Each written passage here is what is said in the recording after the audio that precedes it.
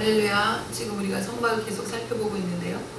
자, 성막에서 동쪽에 있는 문을 통해서 우리가 들어가게 됩니다.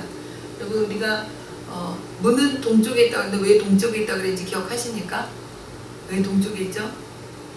하나님이 아담과 하와를 쫓아내실 때에 동쪽으로 쫓아냈다 그래요. 그래서 우리는 하나님께로 다가간다는 개념으로 그쪽 문이 열려있다는 것을 기억하시면 됩니다. 그리고 그 문으로 들어갔을 때에 제일 먼저 볼 수 있는 것이 번제단입니다.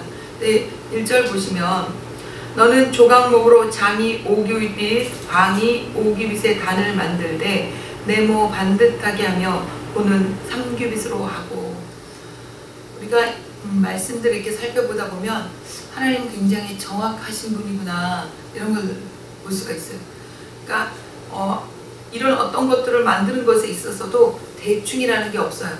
정확하게 하나님 정해주세요. 그리고 또 거기다 덧붙이는 말씀이 뭐냐면 너는 내가 내게 보여준 식양대로 만들어라 그렇게 얘기해요.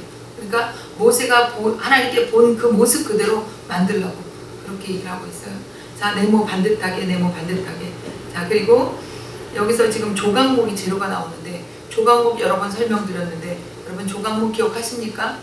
왜 하나님은 조각목으로 쓰셨는지, 조각목이 의미하는 게 뭔지, 네, 여러분 기억하시는 대로 조각목은 여러분과 저를 의미한다고 말씀드렸어요.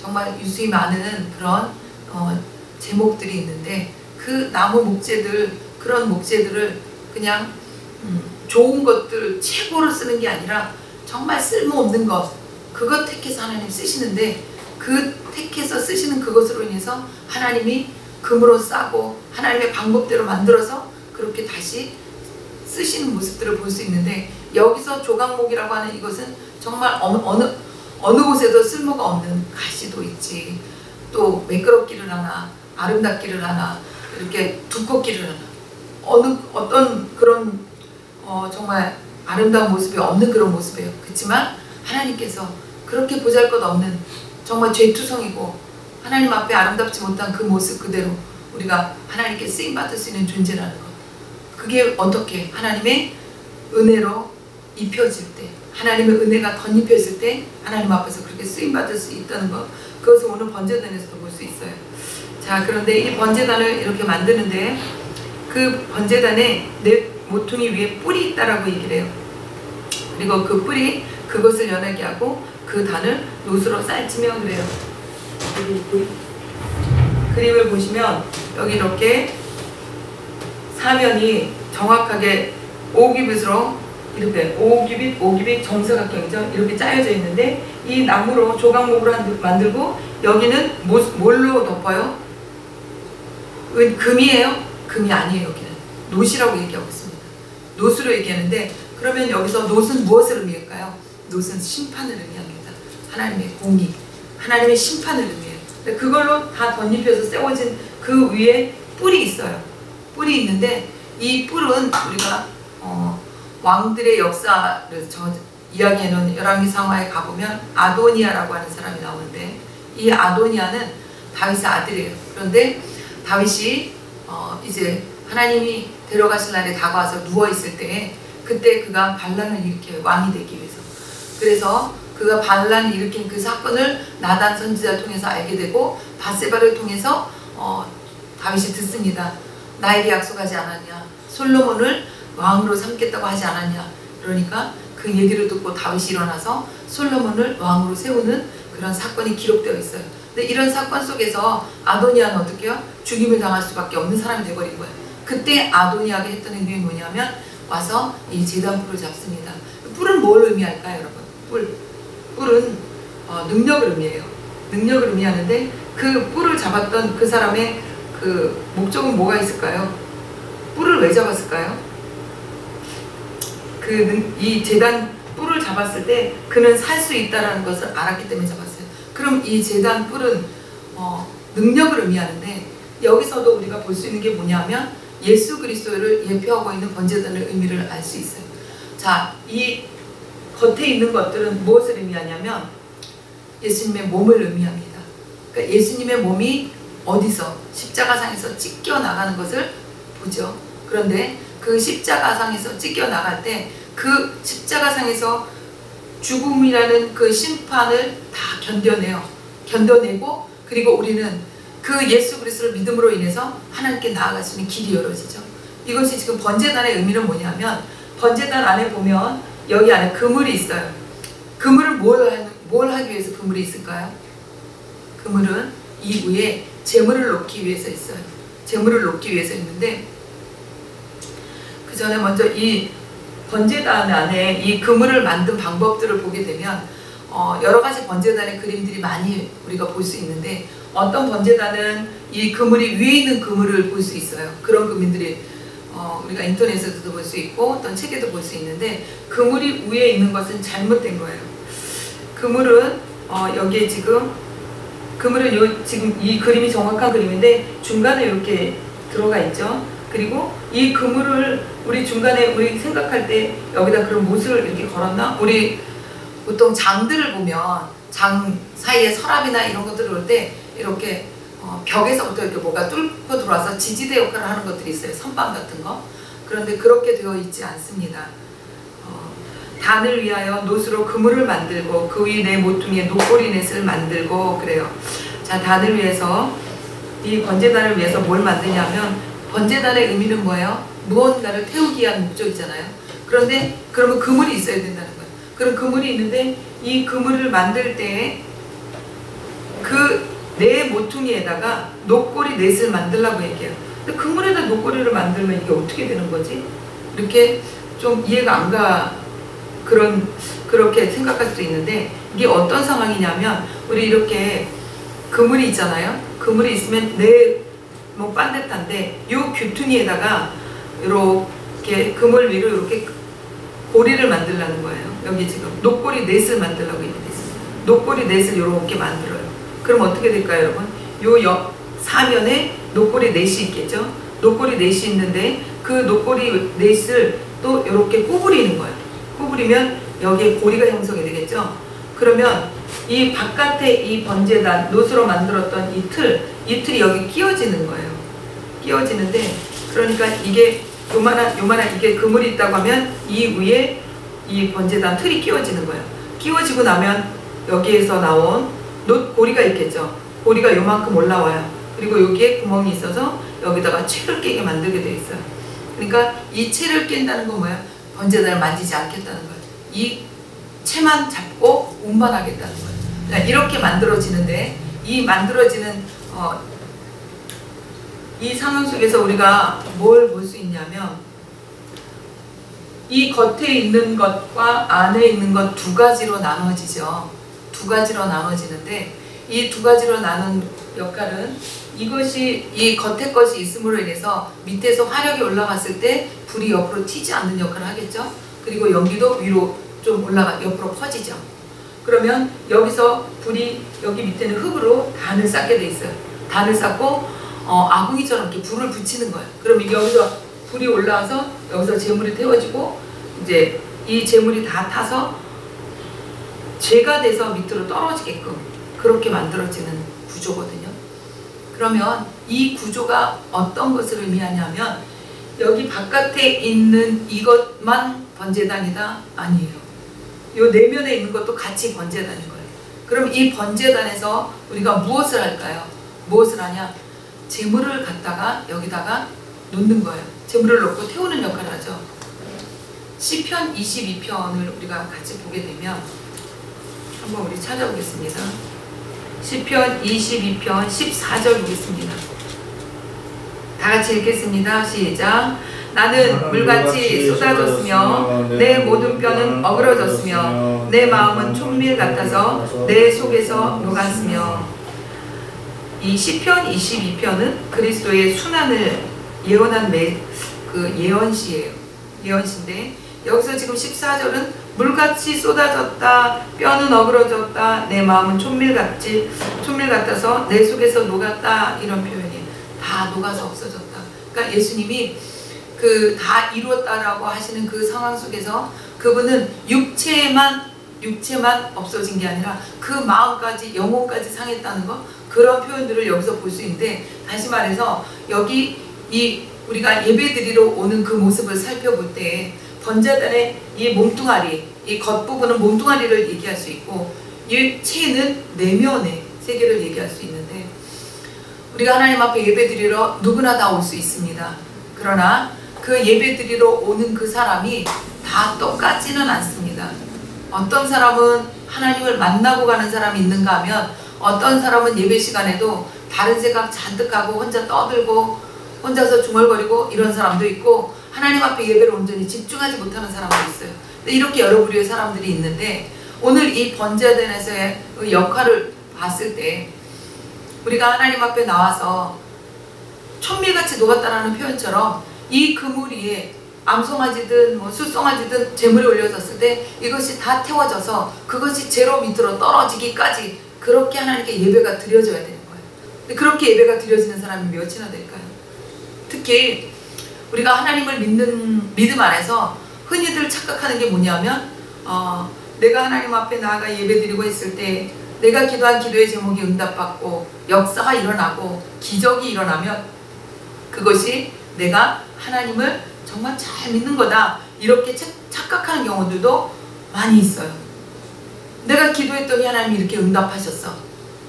한동안 간증 집회가 굉장히 많이 부흥의 불씨를 많이 일으켰었는데 근데 사실 알고 보면 그 간증 집회가 가증스러운 그런 시간이 될 수도 있다는 걸 여러분 기억하셔야 돼요. 참 한글을 이렇게 보면 그 한 끗 차이인데 히브리어도 마찬가지라고 하지만 점 하나 차이, 우리는 받침 하나 차이예요. 간증과 가증의 차이. 그런 것처럼 우리가 하나님 앞에서 예배를 드릴 때 신령과 진정으로 예배 드려야 된다는 거 알아요. 아는데 그걸 문자적으로만 아는 거지 정말 내가 그 말씀의 깊이와 넓이와 측량할 수 없는 은혜를 내가 마음속에 간직하는 것에는 굉장히 그 경중의 차이가 어마어마합니다. 그러면 여러분 우리가 하나님 배에 나와서 예배 드릴 때 내가 기도했던 기도의 응답이 떨어졌다고 해서 내가 잘 믿는 걸까요? 아니면 뭐 기도했더니 역사가 일어나고 기적이 일어나서 병고침이 일어나고 그러면 그렇다고 해서 그 사람이 믿는 하나님이 진짜 하나님일까요? 성경은 정말 이상한 얘기를 하고 있어요. 성경이 아니라 예수님이 이 땅에 오셔서 하신 말씀 중에 어떤 사람이 와서 그래요. 내가 귀신도 쫓아내고 병도 고쳤고 막 이렇게 얘기해요. 근데 그 사람 보고 뭐라 그러신 줄 아세요? 예수님이 불법을 행하는 자들아 다 내게서 떠나라 이렇게 얘기해요. 다시 말해서 이렇게 기적과 이적과 행사를 예수님의 이름을 빌어서 했지만 그 사람을 예수님은 뭐라고 얘기했냐면 불법을 행하는 자라고 얘기했다라는 거예요. 왜 불법을 행하는 자라고 얘기했을까요? 그는 오늘 그 번제단에서의 이 껍데기만 가지고 신앙생활을 하는 그 모습과 모양만 갖춰서 신앙생활을 하는 그런 예수님을 내 마음의 구세주로 모셔드리고 나가는 게 아니라 그냥 껍데기만 믿는 그런 신앙인이었다는 거예요. 그러면 이 사람을 통해서 일어났던 기적은 뭘까? 우리 이런 질문도 가질 수 있어요. 여러분 욥기서에 보면 사단이요 욥의 가족들을 완전히 공경에 처하게 만듭니다. 하루는 그 욥의 종이 와서 그래요. 당신의 아들들이 모여서 잔치를 치르고 있는데 바람이 불어서 이렇게 다 죽고 태풍이 오고 이래서 난리가 나서 다 죽고 나만 살아서 내가 와서 고백합니다. 이렇게 얘기를 해요. 그런 모든 고난들이 지나가는 과정에 마지막에 욥의 고난은 뭐였어요? 몸 안에 두드러기가 일어나는데 너무너무 근지러워서 벽돌로 벅벅 긁어냈다 그랬어요. 그럼 여러분 벽돌로 내 몸을 긁을 때는 얼마나 간지러웠습니까? 그러면 그 벽돌로 몸을 긁어냈을 때 내 육체의 그 피부는 어떻겠어요? 요즘 뭐 남자들도 피부 관리해야 된다고 세수하고 나면 수건으로 갖다가 톡톡톡 두드리고 그렇게 물을 흡수시키는데 그거를 벽돌로 그렇게 했을 때 피부가 어떻게 되겠냐. 그 정도로 그렇게 욥은 고난을 엄청 당했습니다. 그런데 그 엄청나게 당한 그 고난이 누가 했던 거예요? 사단이었어요. 사단이. 그러면 그렇다고 하면 거꾸로 사단이 그렇게 재난을 준 것 이외에 우리가 축복이라고 하는 그 부분을 줄 수 있다는 거예요. 그러면 우리는 여기서 굉장히 심각해져야 돼요. 그럼 내가 하나님께 구할 때 내가 내 목적을 위해서 이것저것 다 구하고 그게 이루어졌다고 해서 내가 아멘하고 그리고 내가 기도 안 하고 있다. 내가 목적을 이뤘으니까. 그럼 나는 지금 이게 뭐지? 이거 생각해 보셔야 돼요. 내가 정말 하나님의 이름으로 인해서 내 안에 문제들이 해결이 되었다고 하면 나는 그분으로 인해서 더 겸손해져야 되고 내가 더 하나님께 더 가까이 가야 되는 거예요. 그런데 내가 문제 해결이 됐다. 해결이 됐기 때문에 더 이상 하나님 필요 없어. 뭐 필요 없다라고 얘기는 안 했지만 기도의 필요성이 좀 더 덜 느껴졌어. 그래서 내가 좀 기도하는 것들이 게을러졌어. 그렇다고 하면 나는 그 기도의 응답을 누구한테 받았지? 이 생각을 조금 해볼 필요가 있어요. 다시 말해서 우리의 신앙생활은 어떤 형식에 치우쳐서 주일이니까 가서 예배드리고 집회 있으니까 가서 은혜 받으러 가고 이게 아니라는 거예요. 물론 그거 중요해요. 이 번제단의 그 틀이 없으면 안 되잖아요. 그런 것처럼 이것도 중요해. 그런데 이 안에 그물이 있는 것은 뭐예요? 태우라는 거거든요. 뭘 태우라는 거야? 내 안에는 욕심, 자아 이런 것들을 태우라는 거예요. 늘 여러분과 같이 말씀을 외우고 나누는 말씀 중에 가장 기억에 남는 것은 뭐예요? 갈라디아 2장 20절 늘 같이 외우는 말씀이죠. 내가 그리스도와 함께 십자가에 못 박혔나니 이 말씀은 뭐예요? 내가 그리스도와 함께 십자가에 못 박힌 상태는 어떤 거예요? 내 손이 못 박혔기 때문에 내가 할 수 있는 게 아무것도 없어요. 내 발이 못 박혔기 때문에 아무것도 할 수 없어요. 자, 그럼 손과 발이 아파서 내 지체가 아파서 고통스러운데 내 입은 말할 수 있을까요? 내 생각은 많은 것들을 연구하고 이렇게 또 어떤 것들을 지시하고 할 수 있을까요? 너무나 고통이 중할 때는 아무 생각 없어요. 아픈 것밖에. 단 이 아픈 것에 내가 해방되는 것 이거 외에는 다른 생각이 없어요. 다시 말해서 내가 그리스도와 함께 십자가에 못 박혔다는 건 뭐야? 내 생각과 자아, 내 욕심 이런 모든 것들이 십자가에 못 박히겠다는 거예요. 그리고 나서 그 다음에 나타나는 게 뭐야? 그런즉 이제 내가 사는 것을 어떻게 산다고요? 오직 내 안에 계신 그분을 나타내는 삶을 살겠다는 거예요. 그것이 우리의 삶이 되어야 돼요. 자, 이렇게 되어지면 그 삶을 통해서 어떻게 되어지나요? 사도 바울과 같이 그가 처음엔 어떤 사람이었어요? 눈에 혈안이 되어 있던 사람이었어요. 누구를 잡으려고? 예수 그리스도를 구세주로 믿는 자들, 그 자들을 잡으러 다니기 위해서 혈안이 되어 있어요. 스데반이 돌에 맞아 죽임을 당할 때도 그는 그 모든 광경을 바라보면서 마땅하다라고 생각하는 사람이었어요. 자, 이렇게 된 그가 다메섹으로 이제 또 다른 큰 대사를 치르기 위해서 자기 나름대로는 정말 하나님의 열심을 위해서 나아가는 사람이었어요. 근데 그 나아가는 사람에게 예수님이 나타나세요. 강렬한 햇빛과 함께 부르세요. 사울아 사울아 누이십니까? 나는 네가 핍박하는 예수다. 그렇게 말씀을 들어요. 그리고 그 눈이 어떻게 됐어요? 멀었다 그랬어요. 근데 그 멀어진 그 사건 속에서 하나님은 기도의 사람 한 사람을 붙여요. 그 사람이 누굴까요? 사울의 눈을 뜨게 한 사람 여러분 기억나세요? 아나니아라고 하는 선지자가 있었는데 기도 많이 하는 사람이 있었는데 그 아나니아에게 하나님이 넌 사울을 만나라 그래요. 그러니까 아나니아 그래요.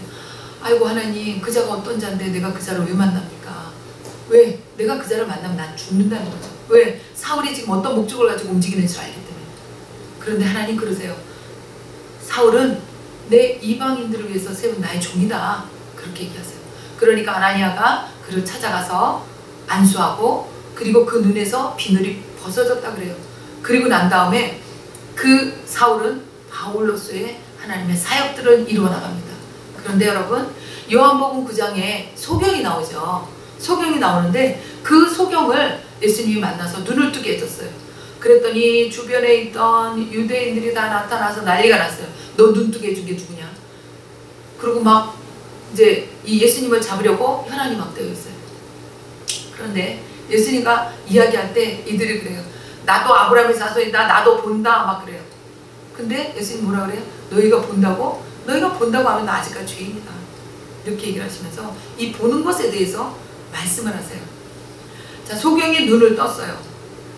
본다라고 생각한 사울이 눈에서 뭐가 벗겨졌어요. 우리 여러분, 이 말씀 무슨 뭘 의미할까요? 우리 영적인 눈이 띄어져야 된다는 걸 얘기하는 거예요. 사울이 열심으로 그 나갈 때는 그 사울은 자기 자신이 못 본다고 생각했을까요? 아니요. 자기는 너무나도 잘하고 있고 너무나도 잘 보고 있다고 자신만만했던 사람이었어요. 그런데 그가 하나님 앞에 꼬라졌을 때 그에게 비늘 같은 것이 벗어졌다고 했어요. 그러니까 다시 말해서 우리가 눈이 안 보일 때 어떻게 해요? 라식 수술하든가 렌즈를 끼던가 안경을 쓰던가 이러잖아요. 우리 성령의 안경을 쓰시기 바랍니다. 하나님이 주시는 성령의 렌즈를 끼시기 바랍니다. 말씀도 마찬가지로 하나님이 조명해 주시는 그 은혜 가운데 말씀을 읽을 때 하나님이 내게 주시는 말씀을 찾을 수 있어요. 우리가 말씀이 모든 사람에게 적용이 되는 말씀이에요. 그런데 모든 사람에게 적용이 될 때 그 말씀이 모든 사람에게 똑같이 적용되지는 않는다는 걸 아셔야 돼요. 여러분, 우리가 의사들이 약을 연구를 하잖아요. 그런데 그 약을 연구할 때 뜻하지 않게 엉뚱하게 다른 효력을 발견하는 경우들이 있어요. 페니실린 같은 경우가 그랬어요. 이것을 배양을 하면서 너무 많이 배양이 돼서 실패했다라고 생각했는데 알고 보니까 그것이 굉장한 특효약이 됐던 것을 나중에 발견하죠. 그런 것과 마찬가지로 우리가 말씀이 어떤 사람에게는 독으로 작용하고 어떤 사람에게는 약으로 작용하고 이렇게 하나님께서 이 말씀을 통해서 각자에게 역사하시는 역할들이 틀리다는 거예요. 안 믿는 사람에게는 독으로 작용할 것이고 하나님을 믿는 자들에게는 약으로 작용하는 그 말씀을 우리가 하나님의 말씀으로 받아들이고 아멘으로 화답하고 나갈 때 하나님은 우리를 통해서 역사하시는데, 자, 그러면 이 사울에 대해서 이야기를 왜 했냐면 사울이 이전까지는 하나님을 믿을 때 번제단에서 제물을 태울 때 행위적으로 번제단에서 제물을 태우고 내 모든 죄를 그냥 안수하는 것에 그치고 그냥 제물을 태웠다라고 하면 이제는 자기 스스로가 하나님 앞에서 녹아지는 삶을 살았다는 걸 여러분 아셔야 돼요. 그가 하나님께 나올 때 몸으로 모든 것들을 다 짊어지고 갔던 것을 우리 말씀을 통해서 볼 수 있어요. 자, 그가 복음으로 인해서 두드려 맞았다고 얘기해요. 어떻게? 40의 가만매를 40의 하나 가만매를 그리고 죽었다라고 주변 사람들이 인식을 해서 그를 성 밖으로 쫓아냈어요. 그런데 거기서 또 일어나가지고 그 성으로 또 들어갔다 그랬어요. 근데 이거 미친 짓 아니에요, 우리 인간적인 눈으로 봤을 때. 근데 그가 이런 삶을 했다는 건 뭐예요?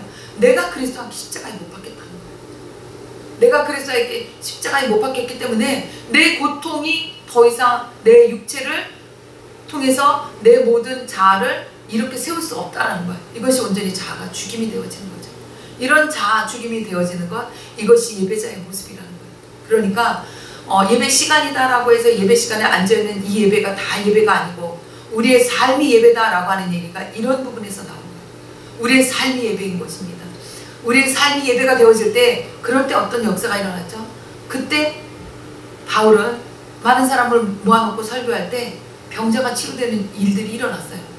자, 바울이 착용했던 앞치마가 누군가에게 던져질 때 그 사람에게 치유가 일어난 역사들이 일어났다는 말이에요. 그러니까 기적이라는 건 뭐예요?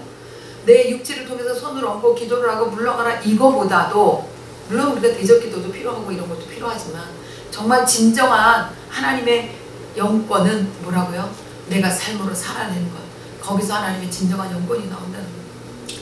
그래서 오늘 이 번제단을 통해서 우리가 깨달을 것은 뭐냐면 27장 1절에 네모 반듯하게 라고 얘기해요. 네모 반듯하게 하나님이 우리에게 요구하시는 게 반듯한 거. 반듯하지 않으면 하나님의 공의를 채울 수가 없습니다. 그래서 이 반듯한 삶을 살기 위해서 우리는 번제단이 필요한 거예요. 예배자의 모습으로, 예배자가 되기 위해서 우리가 성막에 딱 들어왔을 때 맨 처음 있는 게 뭐야? 번제단이에요. 그 번제단에서 내 모든 생각과 내 모든 계획과 내 모든 자아가 시편 22편 말씀 것처럼 총밀처럼 녹아져 내려질 때 하나님의 음성이 왜곡되지 않고 들리고 하나님의 음성을 순종할 수 있는 삶이 우리가 되어질 수 있다는 거예요. 이것이 쉽냐? 아니요. 어렵죠. 어느 정도 어렵냐? 어렵다라고 말할 수가 없을 정도로 어려운 거예요. 그런데 이것이 가능한 건 뭐예요? 하나님의 성령이 내 안에 계실 때. 그러니까 내가 그리스도와 함께 십자가에 못 박혔나니 내 안에 계신 이 말씀처럼 주의 성령이 내 안에 거하실 때 가능하다는 거예요. 그래서 우리는 무엇을 날마다 구해야 돼요? 내 삶 가운데서 이것 해주시고 저것 해주시고 이렇게 해주시고, 이거보다도 내 안에 성령님 오시옵소서, 내 모든 죄를 생각나게 하시옵소서, 이것이 먼저 되어야 된다는 거예요. 거룩하신 성령님을 초청하고 거룩한 성령님이 내 안에 오셔서 나의 모든 것들을 감찰해달라고 기도하는 것이 먼저가 되어지고, 이 번제단에 그 각이 띄어지고 가죽이 뺏겨지고 콩팥이 태워지고 모든 것들이 태워지는 것처럼 내 모든 자아가, 내가 갖고 있는 욕심이 다 태워지게 도와주셔서 정말 거룩한 향기, 하나님이 흠양하는 향기라 그래요. 그 제물들이 태워질 때 나는 향기를, 그 하나님이 흠양하는 향기가 되어질 때 그것이 온전히 주님 앞에 예배드려지는 예배자의 모습이 되어질 수 있다는 거예요. 그 다음에 우리가 어디로 들어가요? 그 다음에 우리가 성소로 들어가요. 성소로 들어갔을 때 우리가 거기에 보면 떡상이 있고 등대가 있고, 다시 말해서 뭐예요? 번제단에서 하나님께 온전히 나의 모든 것들이 녹아져 내릴 때 우리는 성소로 들어갈 수 있고 하나님의 말씀을 제대로 깨달을 수 있다는 이야기예요. 어쩌면 우리가 이 부분이 안 된다면 나는 번제단의 껍데기만 가지고 교회에 왔다 갔다 하는 사람이에요. 어떤 사람은 번제단에 껍데기도 없는 사람이 있어요. 그냥 성막에 문 들어와가지고 그 성막의 뜰만 받다가 그렇게 그냥 쓰러져 가는 사람도 있다는 거예요. 여러분 어떤 사람이 되시겠습니까? 하나님은 이 아침에 우리에게 아버지의 마음을 갖는 사람을 찾으십니다. 아버지의 마음을 갖기 위해서 우리가 해야 될 게 뭘까요? 내 생각이, 내 자아가, 내 계획이 하나님 앞에서 사라질 때 하나님의 계획이 우리 가운데 부흥가 됩니다.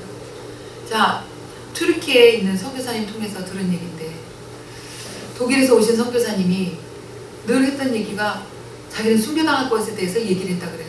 그런데 이분이 정말 어느 날 순교를 당했어요.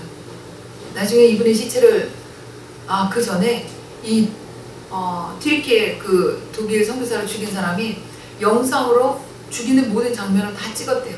찍었는데 칼로 100몇 변을 찔렀다고 그러지 아마. 그리고 장기를, 배에서 장기를 꺼내가지고 장기를 다 난도질하는 것을 그걸 다 영상으로 찍었대요. 그런데 그가 그렇게 죽임을 당하기까지 부인을 안 하더라고요. 이분의 장례식이 시작됐습니다. 주변에 많은 사람들이 이 장례식이 어떤 누구의 장례식인 거예요 지금? 그들은 지금 무슬림들은 믿는 자를 그렇게 난도질하는 거 아니에요. 그러니까 이 사람과 똑같이 믿는 사람들은 또 타깃이 되는 거예요. 그런데 인산인해의 사람이 모여서 그렇게 장례식을 치렀다고 해요. 근데 그 치르는 과정에서 그하고 같이 했던 그 한 분이 뭐라고 얘기했냐면, 많은 이야기 중에 기억에 남는 이야기를 하나 하면, 여러분 또 이분과 같이 죽이시렵니까? 그러면 우리는 죽임을 당할 수밖에 없습니다. 이렇게 얘기했다고 해요. 그러니까 죽임을 당하면, 억울한 죽음을 당하면 우리는 모두가 원인을 찾아야 돼. 복수를 해야 돼. 아니면 그 죄의 값을 치러야 돼. 이렇게 생각하잖아요. 그런데 그분의 이 얘기를 듣고 많은 사람들이 또 하나님 앞에 헌신하며 나가는 그 길을 열었다는 얘기를 들었습니다. 그리고 그 이후에도 또 하나의 순교자가 또 나오고, 이런 과정 속에서 코로나를 지나면서 2명이었던 신학생이 지금은 30몇 명이라고 했나? 그렇게 신학생들이 만들어지고, 그리고 정말 하나님이 일하시는 방법이 놀랍게 그렇게 미디어를 통해서 그런 사건이 알려지면서 곳곳에 숨어있던 가정에서 조용히 예배드리던 사람들이 몰려들기 시작하더래요. 그러면서 하나님이 역으로 부흥시키시더라는 거예요. 하나님의 일은 이렇습니다. 무언가 죽어져 나갈 때, 십자가의 죽음이 있을 때 하나님의 부흥의 역사가 일어납니다. 우리 마음 가운데도 때로는 우리가 영적인 부흥 외에도 내 삶 가운데 부흥이 일어나기를 원하잖아요. 그런데 그 모든 부흥은 어디서부터요? 내 안에 십자가의 죽음, 그것부터 시작된다는 거, 그거 여러분 기억하시고, 오늘 성찬주일입니다. 성찬주일은 뭐예요? 예수 그리스도께서 십자가에서 나를 위해서 피 흘려 죽으신 사건이에요. 그 사건을 기념하는 날이에요. 그럼 우리가 이 떡과 포도주를 대할 때 어떤 마음으로 해요? 아, 먹고 마시는 것으로 끝내야 될까요? 기념하는 것으로 끝내야 될까요? 아니요. 기념하는 가운데 하나님 내게 주시는 메시지가 뭘까? 여러분도 그렇게 생각하시면서 성찬을 대하시기 바랍니다. 기도합니다. 좋으신 아버지 하나님, 우리가 이 아침에 번제단을 살펴보았습니다. 룻으로 만든 번제단, 이 룻으로 만든 번제단은 하나님의 심판이 있다는 것을 이야기하고 있는데, 그 과정 속에서 하나님은 불을 만들어 놓으시고 피할 길을 예비하셨다는 말씀을 우리 같이 나눴습니다. 더불어 그 껍데기만 중요한 게 아니라 그 안에 있는 그물을 통해서 그 짐승이 다 태워지는 것처럼 우리의 모든 생각과 우리의 모든 자아가 촛밀 녹듯이 녹아지며 하나님 예수 그리스도의 향기를 내는 우리 모두가 되기를 하나님께 간구하며 나가기로 우리 작정하며 나아갑니다. 이 시간에 하나님 우리 마음을 주님 앞에 온전히 연합시켜 주시옵소서.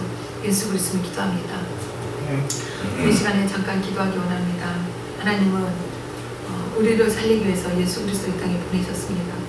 예수 그리스도께서 어찌하여 나를 버리시나이까 그렇게 얘기함에도 불구하고 하나님은 그 예수 그리스도를 십자가에서 처형하셨습니다. 이유는 여러분과 저의 죄 때문에. 그렇다고 한다면 이 시간에 번제단 앞에 있는 암송아지처럼 내가 하나님 앞에서 무엇을 회개할까 찾아야 되지 않겠습니까? 우리 하나님 앞에 내 잘못된 것들이, 부정한 것들이 무엇인지 깨달아 알게 해달라고 우리 다 같이 통성으로 기도하겠습니다. 할렐루야. 살아계신 역사이신 아버지 하나님,